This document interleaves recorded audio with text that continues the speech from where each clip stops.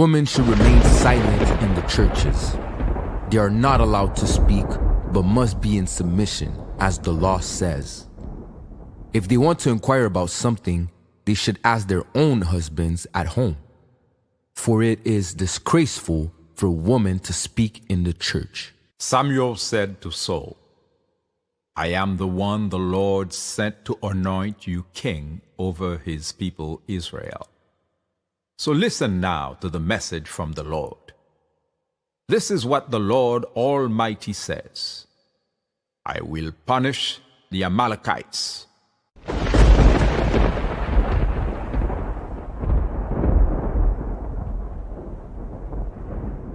Jésus, par ton sang précieux, enlève mon iniquité. Regarde-moi sur les cieux, dis-moi que tu m'as pardonné. J'ai longtemps erré cœur rebelle, mais j'entends ta voix qui m'appelle. Au pied de ta croix maintenant, tout confus, brisé, je me rends. Blanc, blanc, plus blanc que neige, blanc, plus blanc que neige, lavé dans le sang de l'agneau, je serai plus blanc que la neige. Now go, attack the Amalekites, and totally destroy all that belongs to them. Do not spare them. Put to death men and women, children and infants, cattle and sheep, camels and donkeys. 1 Samuel 15. I welcome you again to this edition of God is Not White, our weekly appointment on this program where we discuss the way people of African descent are negotiating their relationship with Judeo-Christianity.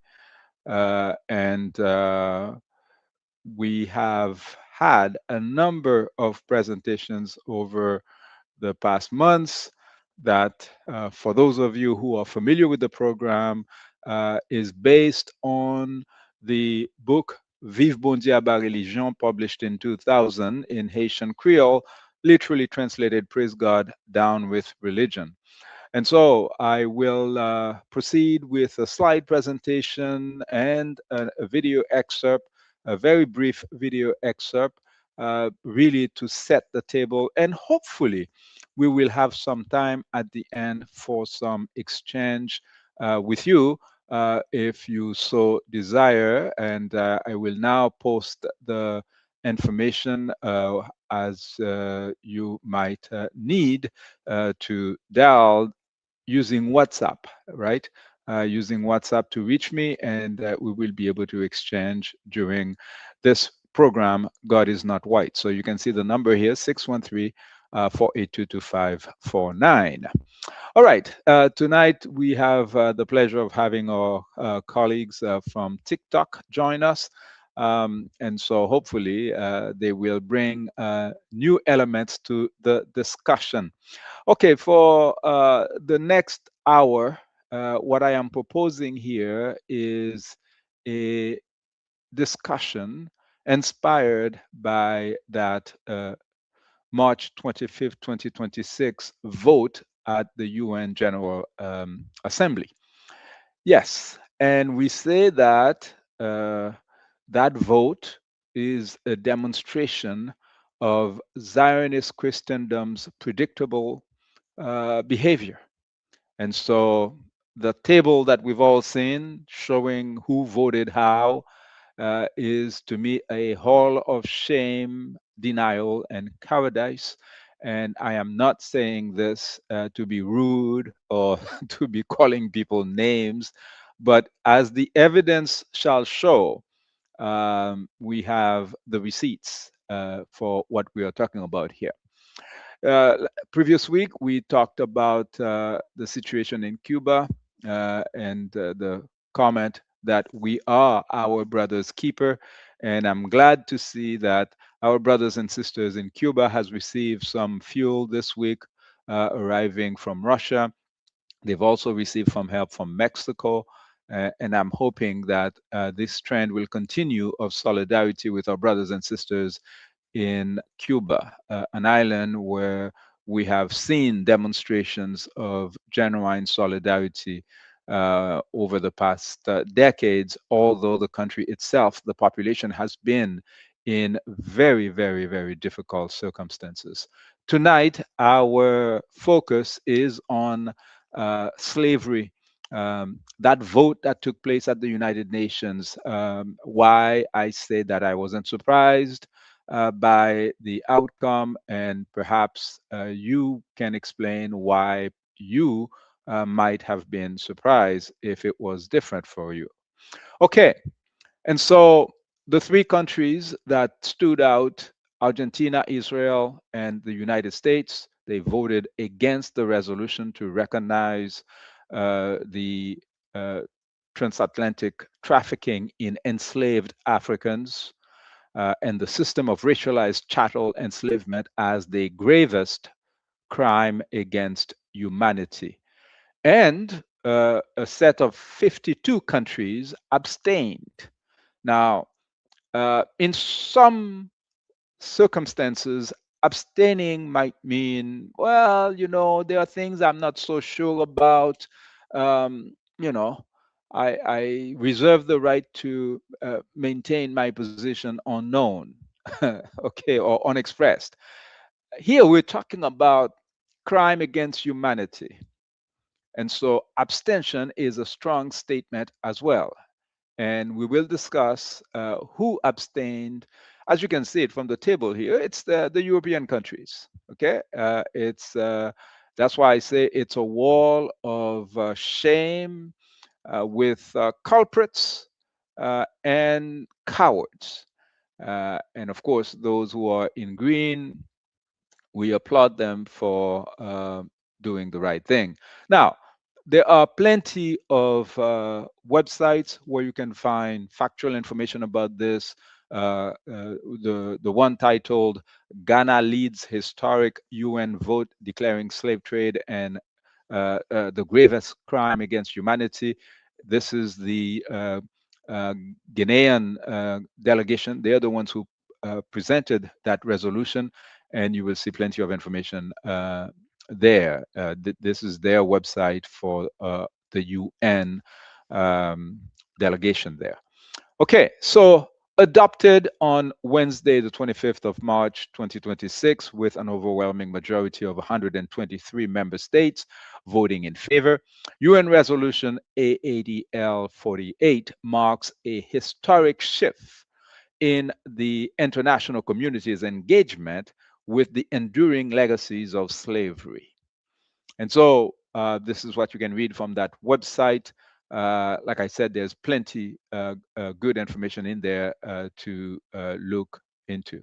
Now, you are all familiar with that information, and so let's move on quickly now to why this outcome was predictable in view of current events, from my humble opinion.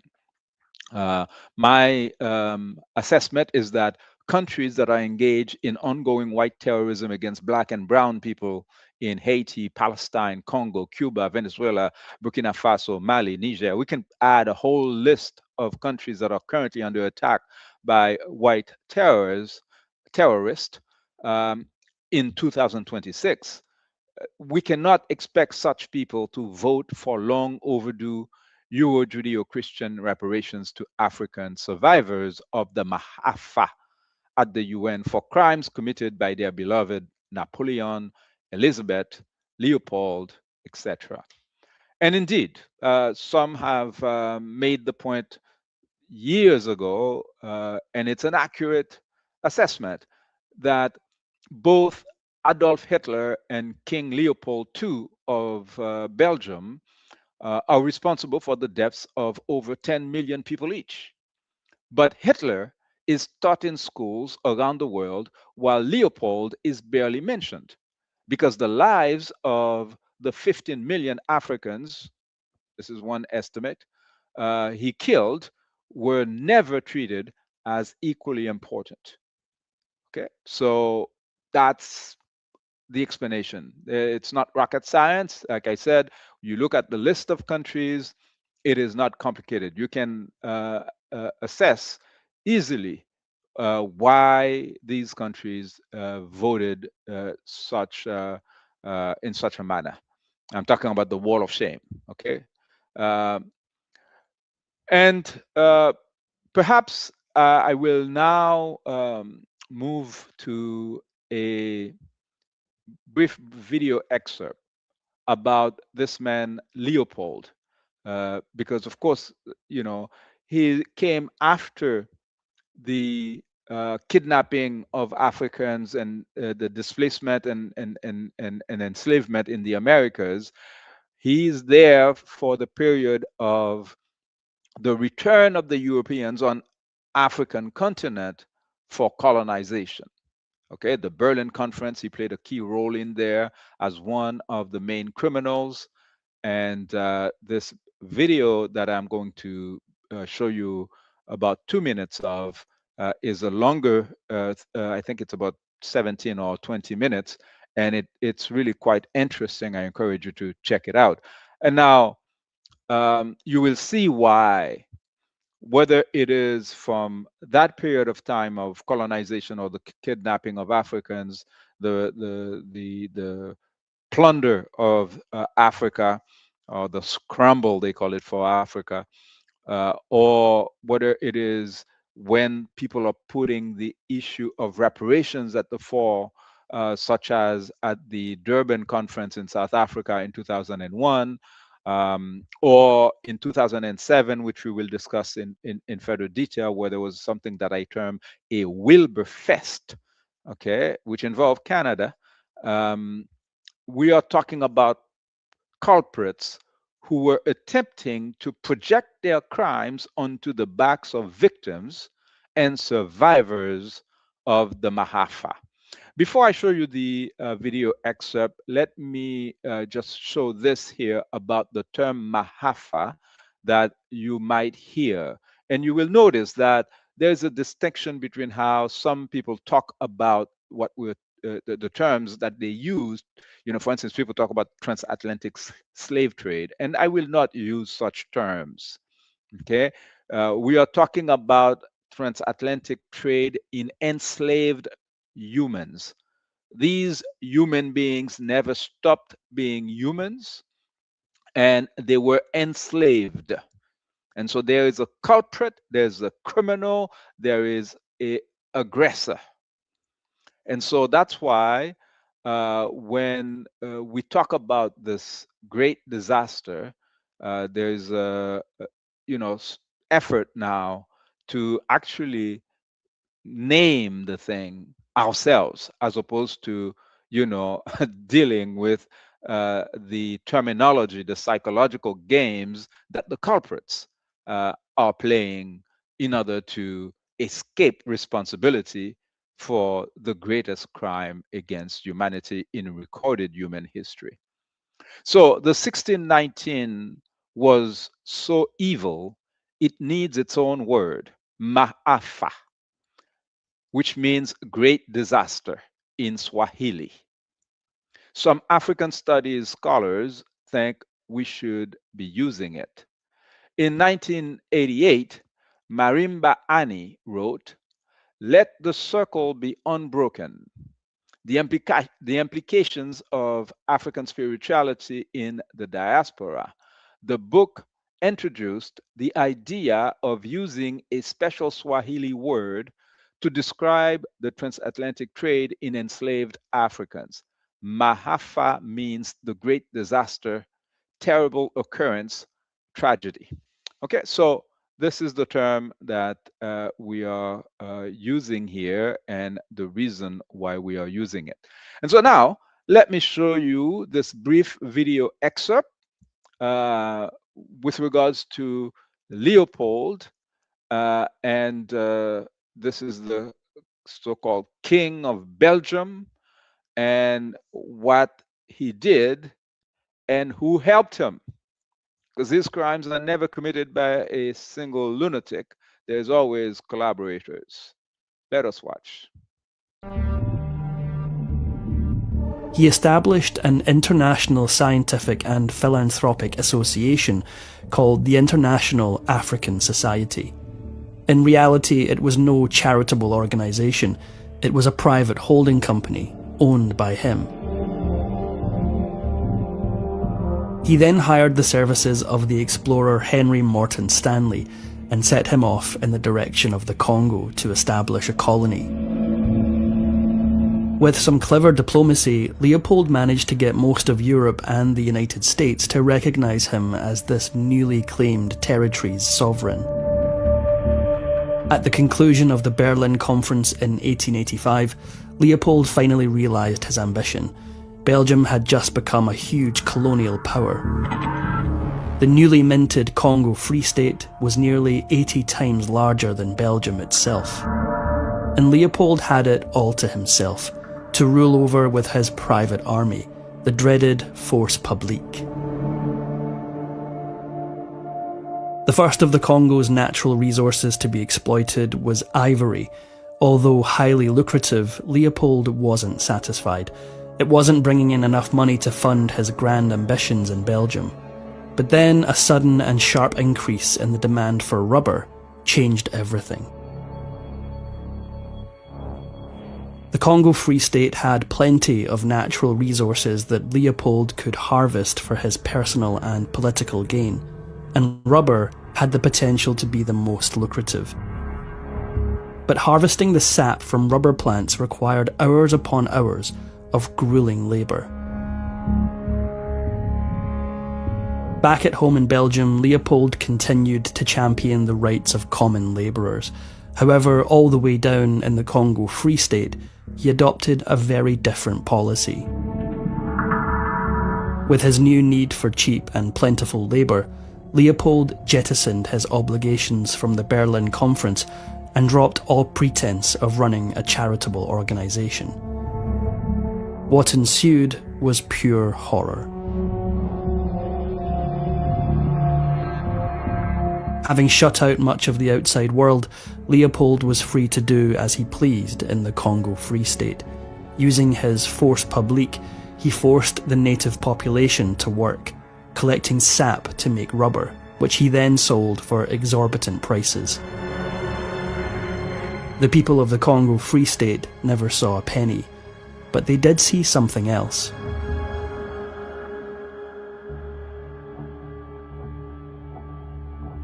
Suffice to say, the people didn't willingly go to work for Leopold, so he had to adopt some horrifying tactics of coercion. Beatings, mass and indiscriminate executions, and brutal mutilations. To ensure compliance amongst even the most independent-minded Congolese people, the force publique abducted the families of rubber workers. This infamous photograph shows a grieving Congolese man. In front of him, the severed hand and foot of his 5-year-old daughter.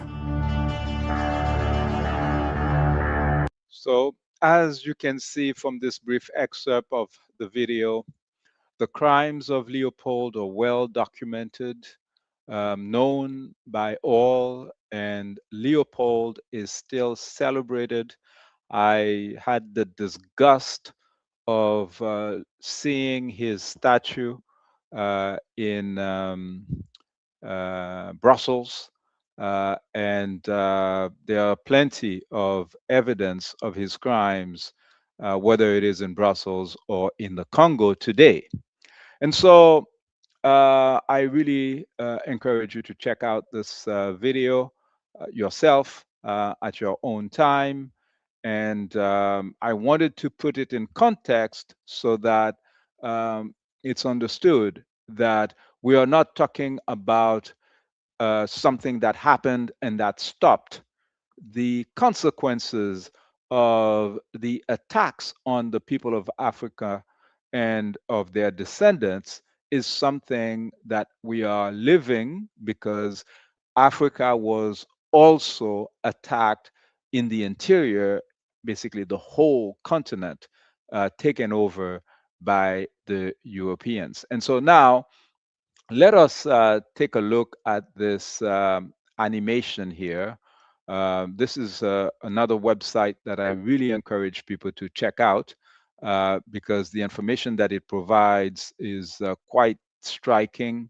It is important for us to, when we are addressing this issue, that we have the receipts.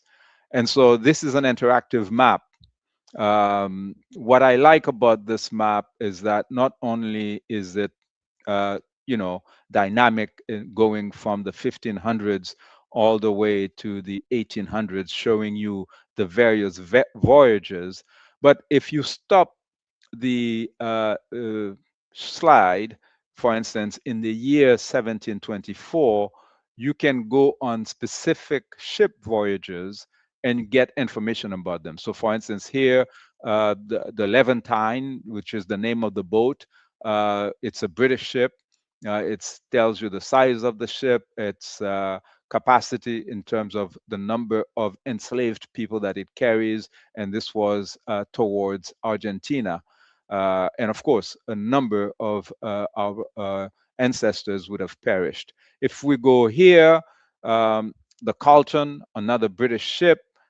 If we go here, this is another ship called the Chandos, again British. This one, I believe, is a French, Le Juste, the just, the Juste, and it tells you how many people were enslaved in it.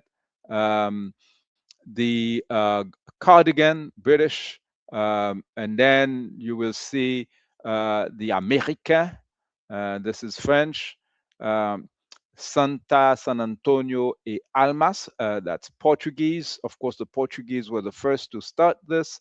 The NS da Boa Morte e Penha de Francia.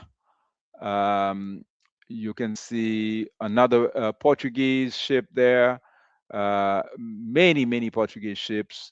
And you can see here that the Portuguese were very active even at that period of 1724, when the French and the Spaniards were also on the seas with the British and kidnapping Africans. And it is very important to understand that these ships, like Le Venus, these weren't a love boat, okay? As sometimes you hear people talk about this situation as if, the Europeans were on their own merry way, and it's the Africans who contacted them and told them, hey, we have things to sell here. No, that's not how it happened. That's fairy tale. That's retelling of history in order to help the culprits to get away with murder. And so I was looking for a couple of them here that have the names of Jesus in the name of the ships, but for some reason I'm having a hard time identifying them there. But I know I saw them there earlier. See, from the Netherlands. So really, almost everybody in Europe participated in this crime, and so now you can understand the nature of that vote that took place and why these are the countries that voted against it. And so let's say you remove the pause, you can see the rapidity with which these voyages are taking place. And of course, the period between the 1700s and the mid 1800s, that's where most voyages were taking place. And you would see, going to not only Brazil, which is closer, but Eastern Caribbean and Western Caribbean, in particular, my native Haiti, which was the most prosperous French colony of the time. And so I encourage you to take a look yourself at this website, and you will see what happens in 1803, around that period of time when Haiti took its independence and basically put an end to, at least the voyages going to that island of the Caribbean here, where self-liberated Africans said, the hell with this thing, and they defeated the armies of Spain, Britain, and France. And so this is a very important. So you see here 1791, that's the beginning of the Haitian Revolution. And you can see now the numbers are kind of dwindling. They're having a harder time kidnapping Africans because of the resistance in Haiti. The revolution has not yet been successful. It is successful in 1803. And that's when the voyages to Haiti, except for those that are going to Cuba, will continue. But you see, Haiti made a total difference there. As you can see, 1819, so they're going down, but they are avoiding where the Haitians liberated themselves. So it is very important to take a look at that. Of course, there are also voyages that are continuing into the United States. And Britain, by 1833, ended the trade, but maintain the people that they had enslaved in the UK. So it's very helpful to take a look at that. And I really encourage you to check out this website. It's slavevoyages.org is where you will find this. Okay, so now let's go back to our slide presentation. And like I said, this week's or last week's vote is not something that should really surprise us, because the countries that voted against the recognition of the kidnapping and enslavement of Africans as a crime against humanity, just by the nature of who they were, we can see it's the usual culprits. So, for instance, in 2001, during the Durban conference that took place in South Africa, right, by the name of the conference, there was a boycott.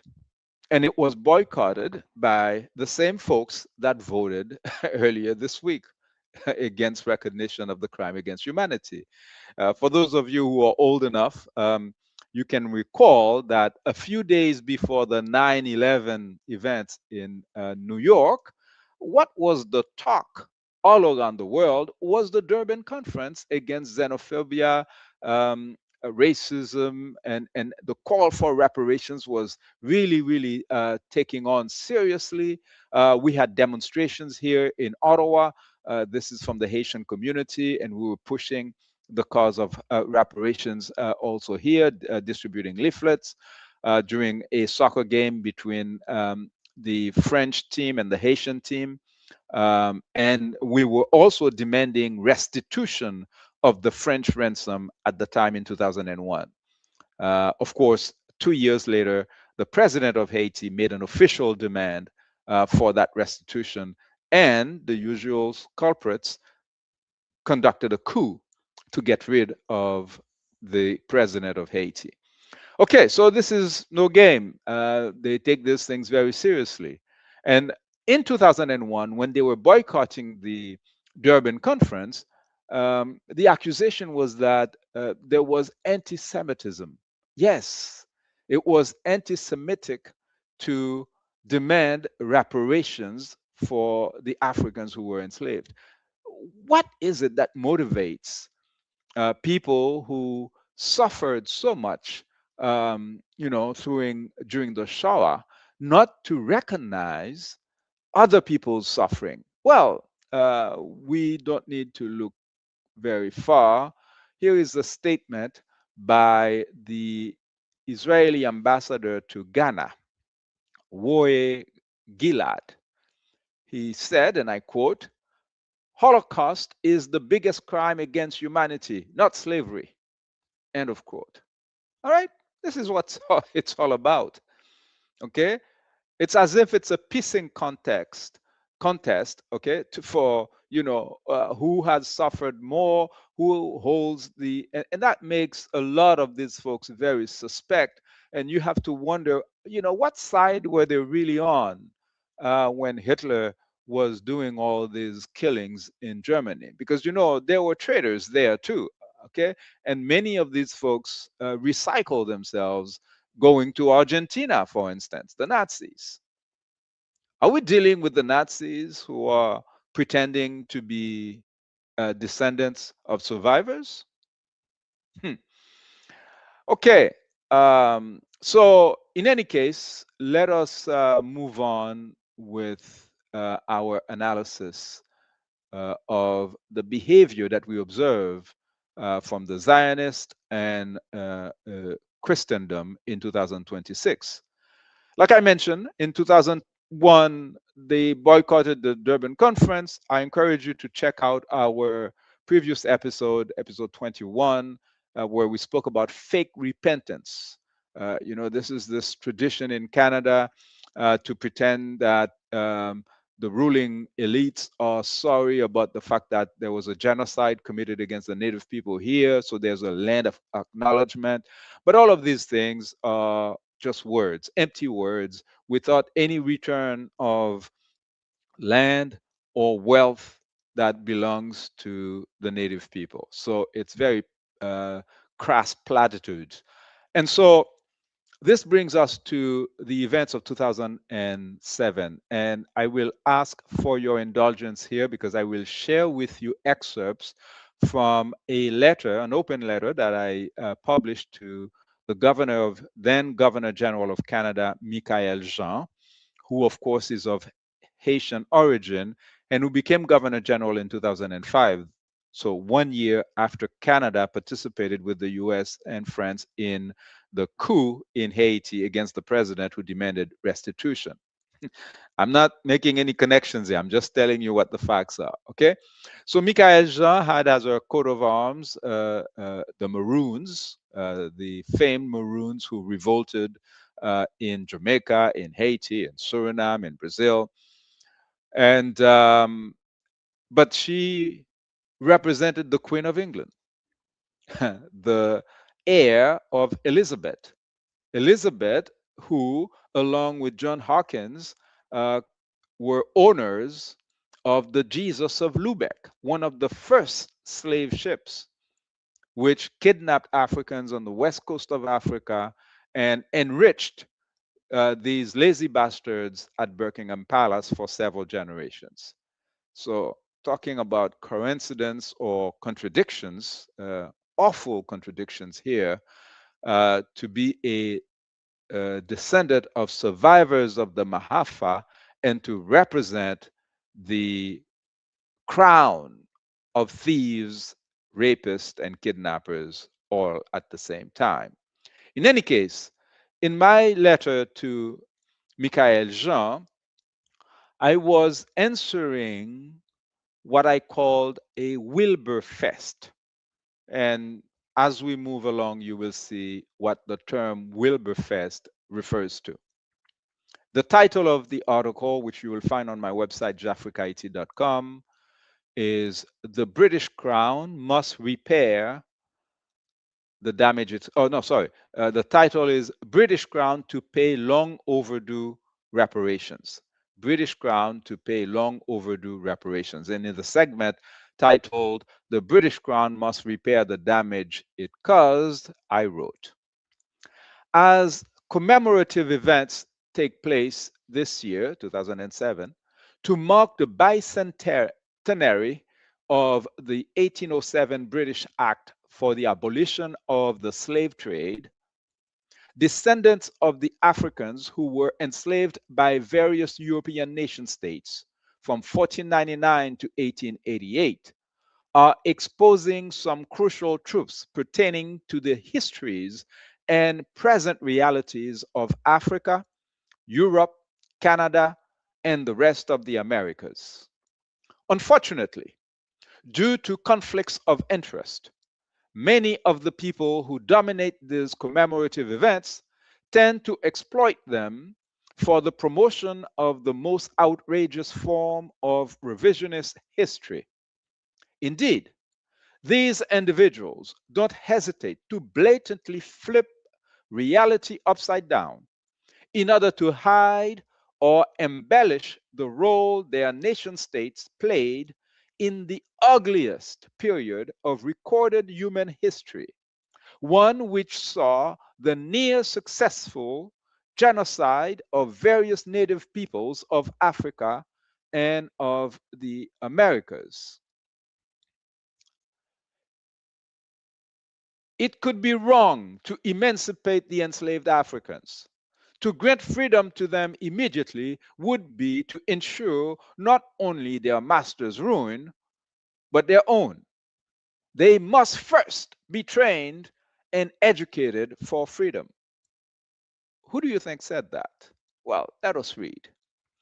In a March 25, 2007 statement, Prime Minister Stephen Harper boasts how on March 25, 1807, King George III proclaimed into law the Act for the Abolition of the Slave Trade, the culmination of a decades-long campaign by courageous abolitionists led by the great parliamentarian William Wilberforce. End of citation. A simple verification of facts would have informed Mr. Harper that the end of this vicious trade was the culmination of many battles which preceded the birth, let alone the actions, of one William Wilberforce. In fact, the man being heralded as a leader of courageous abolitionists wrote a pamphlet in 1807, yeah, that same year, in which he shamelessly declared it would be wrong to emancipate the enslaved Africans. To grant freedom to them immediately would be to ensure not only their master's ruin, God forbid, but their own. They must first be trained and educated for freedom. And it's interesting how you can still on a website, a Christian website, see advertisements where with such titles like Wilberforce and Slavery, a model for Christians in politics. Indeed, Wilberforce has been the model.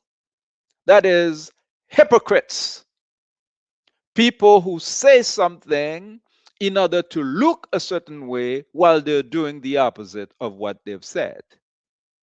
Yeah, Wilberforce was interested in maintaining British supremacy. And that's why, even after that act of 1807, they maintained racial slavery, they maintained the trade, they abolished the trade finally. They ended racial slavery finally in 1833, officially. Okay, we all know in all of these abolitions, there's always a way to keep it going without recognizing your responsibilities. And so let us say that there are serious people who were abolitionists. In the year 1807, the only nation in the Americas where racial slavery was abolished is the island of Haiti. 4 years before the British Act, in 1803, a population of African men and women, following decades of the deadliest armed struggle, defeated the armies of the slavers, the Spanish, the British, and the French, that held them in bondage on the island. As early as April 1804, using the new nation's meager post-war budget, liberator and founder Jean-Jacques Dessalines secured the liberation of countless human beings. U.S. slave ship captains pocketed $40 per person released. Freedom and citizenship was awarded to the formerly enslaved men and women immediately upon arrival on Haitian soil. I encourage you to check out the article where we have quotes of the Haitian Constitution promulgated on May the 20th, 1805, such as Article 2, slavery is forever abolished. Okay, obviously, it is Jean-Jacques Dessalines and his comrades, not William Wilberforce, who deserve to be honored as the true pioneers of the abolition of racial slavery in the Americas.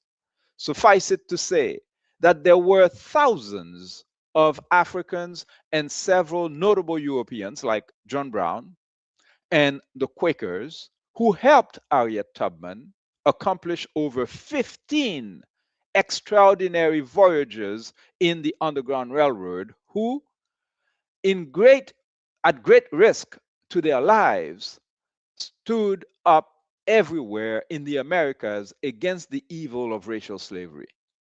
Whether it is Nat Turner, John Brown, and Denmark Vesey in the US, the Quakers and Harriet Tubman in Canada, Sam Sharp in Jamaica, Del Grès in Guadeloupe, and thousands of other true abolitionists who rose up against racial slavery, we must ensure we honor their sacrifices and not insult their memory with a sacrilegious Wilberfest 2007.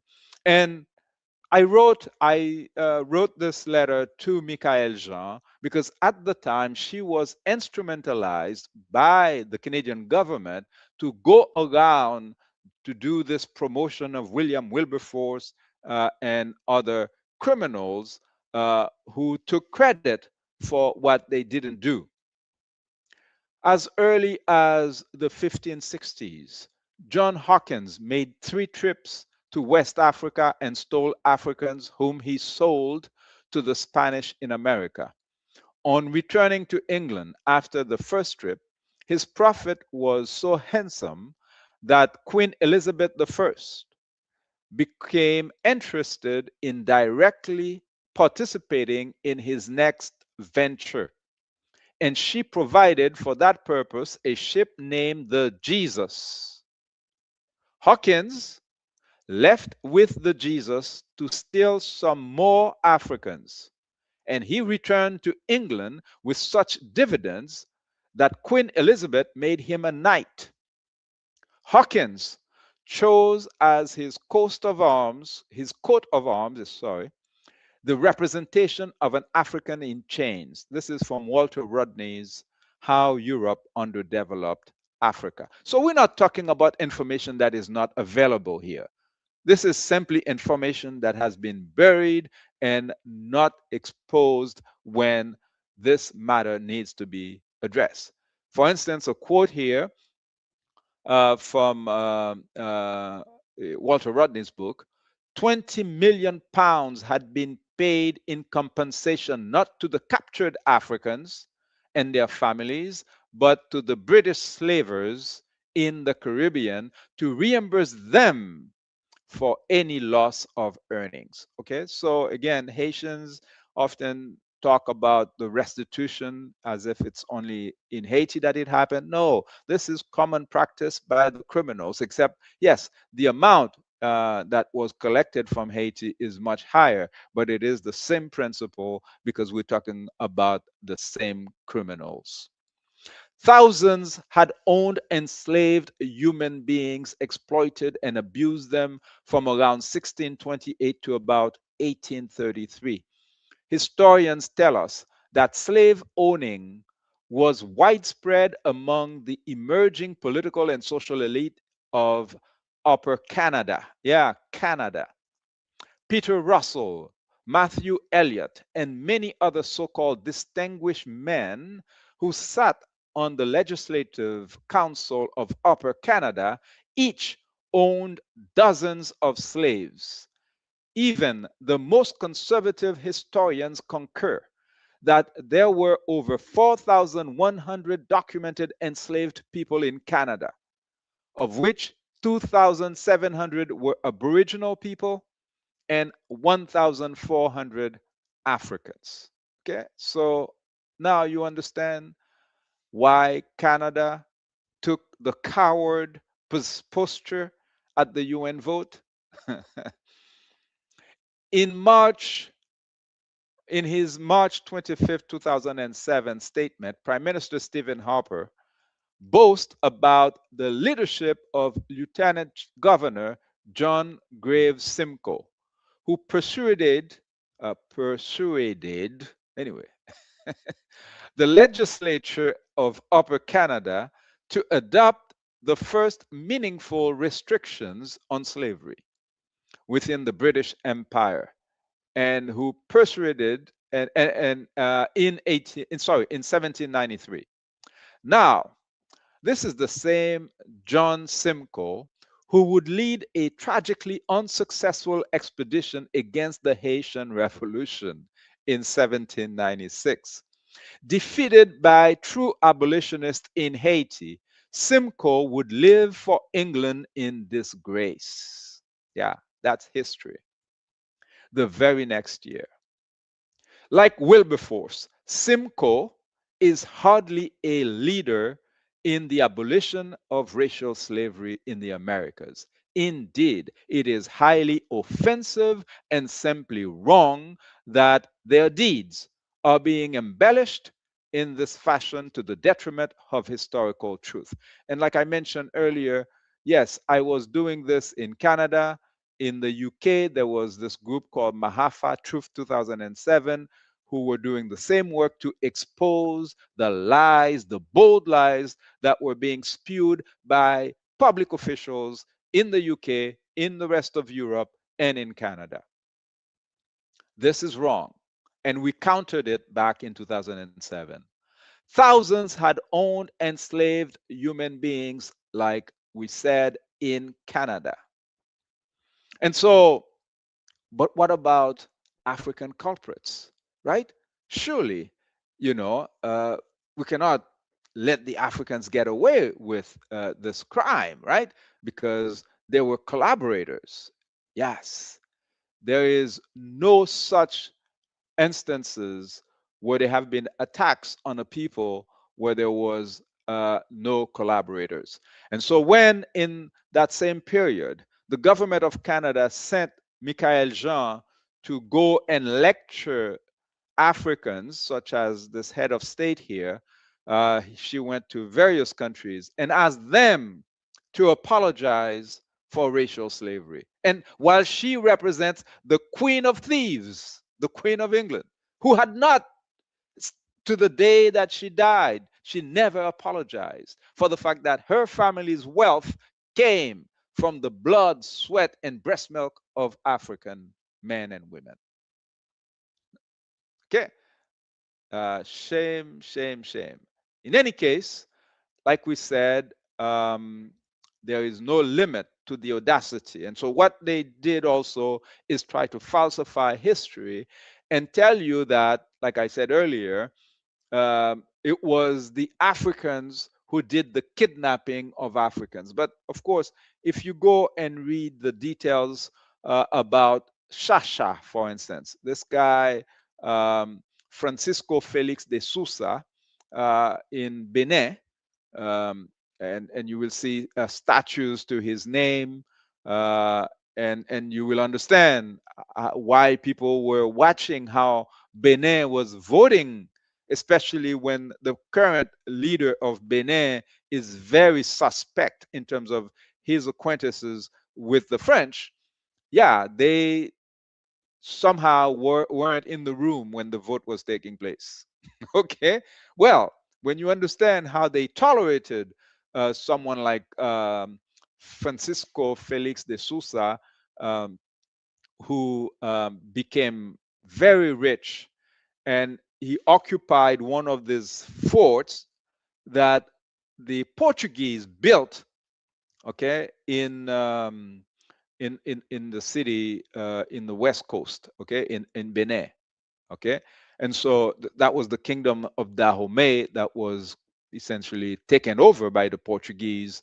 And what you need to understand is that there were stories of resistance, and Béanzin is one of these people who resisted the enslavement of their people and fought against the trade, although some others collaborated.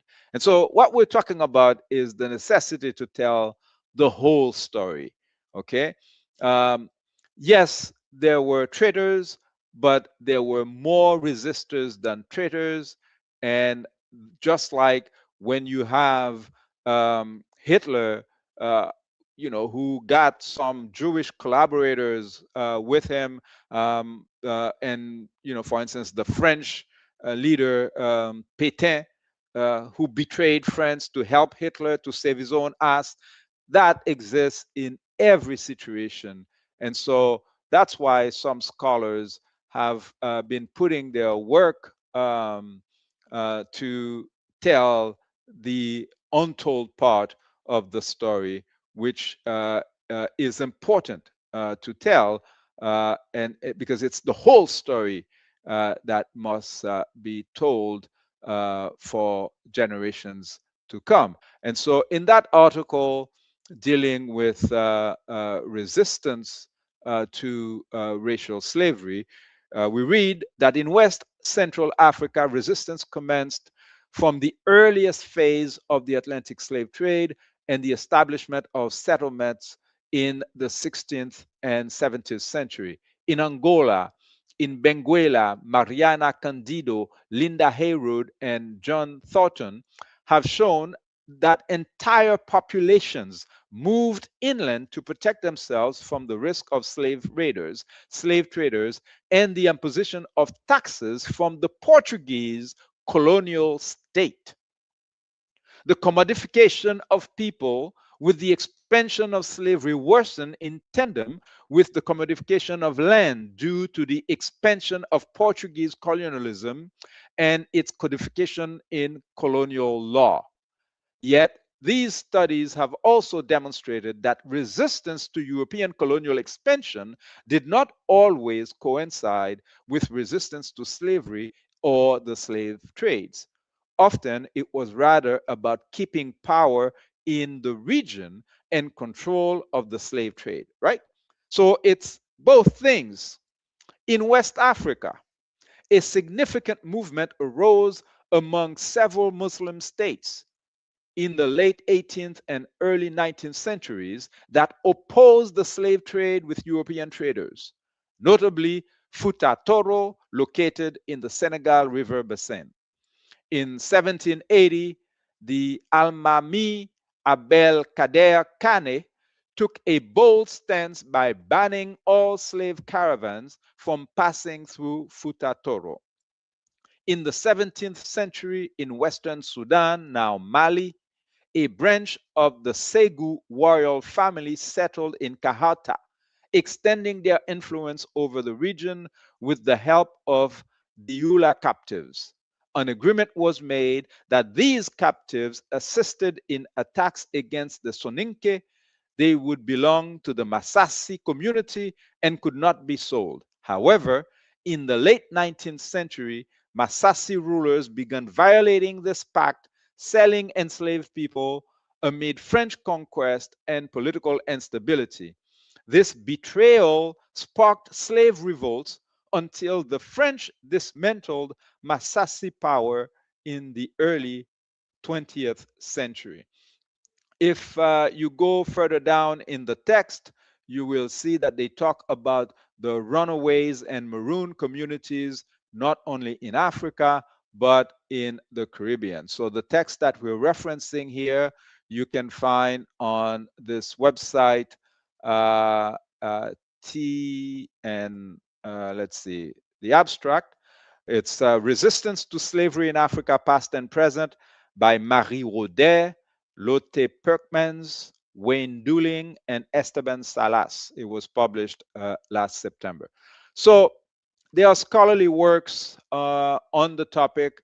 So, there is really, really, really no reason for people to pretend not to understand the context under which this was happening, especially when, as we're going to see in the next few slides, sorry, this is ongoing. they're still using the same strategies. They haven't really changed their tactics. And so, again, if we take a quick look at the countries, and of course, this is their term, transatlantic slave trade, but the Maafa, and you can see the numbers there. The Portuguese, the UK, France, Netherlands, and all of them voted exactly the same way. Yeah, countries like Denmark, okay, Germany were also part of that. Sweden, okay. So it's important when you're looking at these votes to understand what motivated people to vote a certain way and not another. And so we gave you the example of Béanzin, but if we take Toussaint Louverture, the general who started organizing the Haitian army for the revolution before Dessalines, he was the grandson of a king. So the very fact that children of king or princes were being kidnapped meant that not all of the African leaders collaborated, and sometimes, those European boats, they had weapons. Okay, they were at war. Okay, so it wasn't the love boat. Again, they did not show up on the love boat, and they are still not using the love boat when dealing with our people. And so let's come to the present time, and that's where we will reach our conclusion. We're talking about terror attacks led by Blackwater, Vectus Global mercenaries, led by Eric Prince, a personal friend of Donald Trump. He was in Iraq. He's currently in Haiti, targeting Cuba and Venezuela. And in this program, I've told you that this is what he is doing because he expressed it in plain English, that their goal is recolonization of Africa and much of the Americas, using the CIA to groom local terrorists, bring in foreign mercenaries, weapons, drugs, propaganda, pedophilia, and that's what they're doing.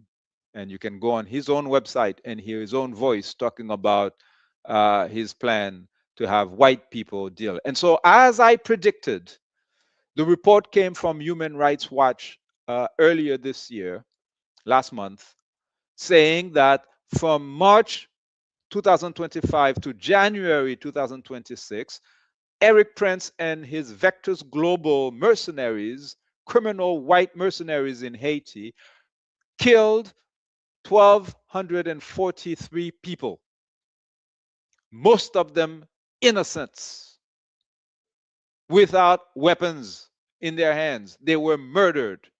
How do we know? Well, among the victims, children age 3, 4, 6, 12. And we have their names and pictures right there in the report here, and I encourage you to check that report out. And so you can see this report by Chris Jeffries, which shows some of the details, the gruesome details of this white criminal mercenary in Haiti, and how essentially the rich are just eliminating impoverished people rather than working to eliminate poverty. And so this is what I had to share with you, brothers and sisters. And so we continue to call on Africans, particularly Black soldiers worldwide, regardless of the national army in which they are enrolled, to categorically refuse taking part in any imperialist invasion of Cuba, Haiti, Venezuela, Palestine, Niger, Burkina Faso, our countries that resist against neocolonial slavers, insatiable terrorists, and mineral resources thieves. Black nationhood matters. It always did. Black solidarity must continue, but beyond that, human solidarity. Like John Brown, this white man who decided that he's not going to cater to white supremacy and he's going to fight against it. And he was murdered by the government of the United States of America in 1859. And Haiti declared 3 days of mourning and collected 20,000 to send to his widow, because that's what decent human beings are supposed to do. This is what I had. Unfortunately, I don't think we have time for a phone call, but of course, if someone did call, I would have to take the call. But